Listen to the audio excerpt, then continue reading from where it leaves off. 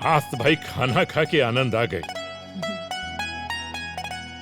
आत्मा तृप्त हो गई। बहू, आज तू खाना बहुत अच्छा बनूले बड़ू। हाँ,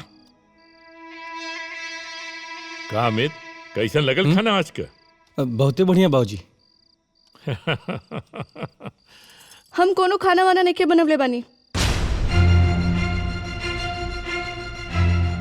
हम तो किचन के मुंह भी न दिखले बानी।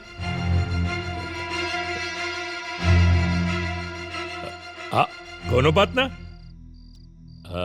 काल तू खाना बना दिया, फिर हम ही लोगन के बताई कि हमार बहू कितना अच्छा खाना बनावेली।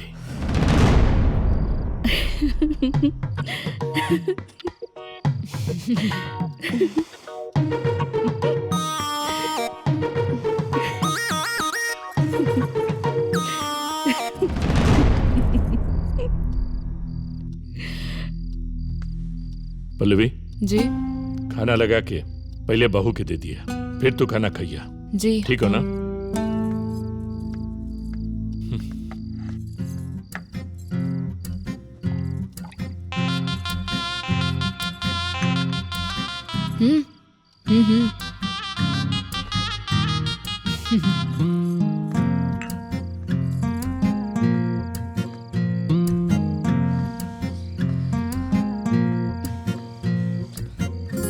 अमित, ये जौन कुछ भी हो रहल बा ना, हम अपना सपना में भी ना सोचले रहनी।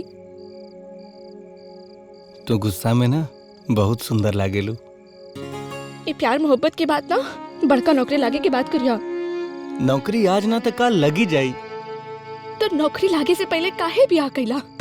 बोला। अंजलि, इस 7 जन्म के बंधना हम तो के कॉलेज से ही जानत रहली, लेकिन वो विधाता हमने के जोड़ी बनवले। तो हर हाथ हमरा हाथ में थमा दिए। अमित को बात बोली। हम तोरे से कितना भी गुस्सा रही, लेकिन तू अपन मीठ मीठ बतिया से हमरा के रिझाई लेवेला। और तुहार ये अंदाज पे ना केहू भी रिझ जाए। तू अगर केहू और लड़की से भेंट के लिए होता ना, तो ओहो तोहरा से ब्याह कर लीत। हमरा के केहू और ना चाहिए, हमरा के हमार अंजलि चाहत रही, वो हमरा के मिल गेली। आज हम अपना मेहरारू के अपना हाथे खाना खियाई। मेहरारू से वाइफ। वाइफ। हाँ।